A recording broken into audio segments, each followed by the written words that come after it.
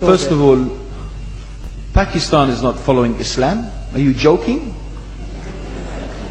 I'm saying not Pakistan, we have 90% Muslim. Muslim means follow Islam. But Muslim, what Muslim?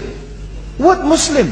I remember 15 years ago, it's not today and I heard it's worse. 15 years ago I remember going to a wedding in Pakistan. A wedding where men and women were mixing freely. Where the bride was dancing on the stage with all the male members of the family dancing on the stage.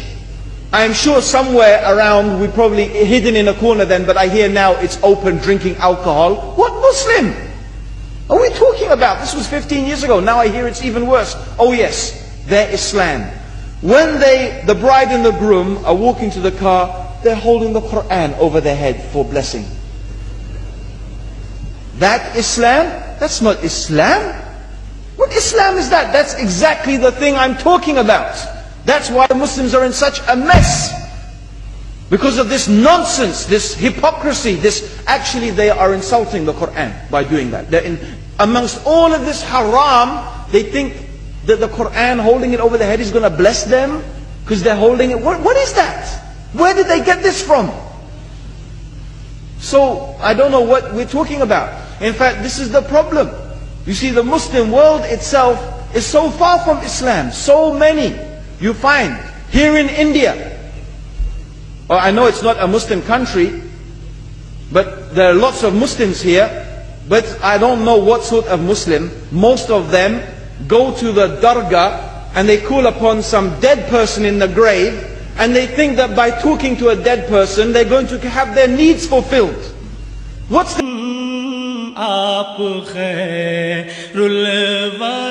difference between that and worshipping an idol? There's no difference, believe me. It's shirk.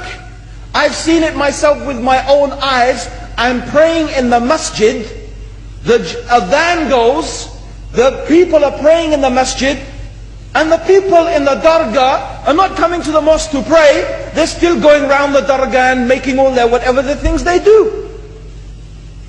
What's that? That's not Islam. You go to many countries, you find Pakistan, you want to see Islam in Pakistan. You know, in England, in every street corner we have a pub. You know what's a pub? You know what's a pub? Like a bar, you know, a place where you sit and drink alcohol. Yeah? Yes? In Pakistan, believe me, they have something worse than that.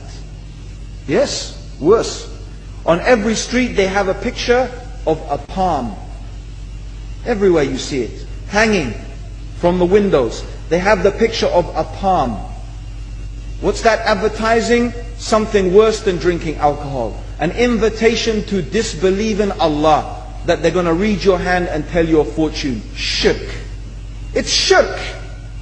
Whoever believes, the Prophet said, sallallahu alaihi wasallam, whoever visits a fortune teller out of curiosity, Allah will not accept their prayers for 40 days. Whoever believes in the fortune teller has disbelieved in Allah and His Messenger. That includes, by the way, horoscopes. Yet you see in Pakistan, a picture everywhere of a hand. Worse than a pub. Worse than a pub. It is better to drink alcohol than make shirk with Allah.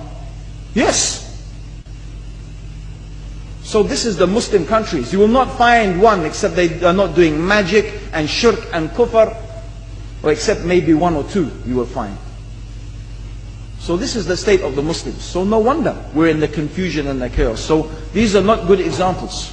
And this is really, in fact, the very reason that I'm saying why we are in such a big mess.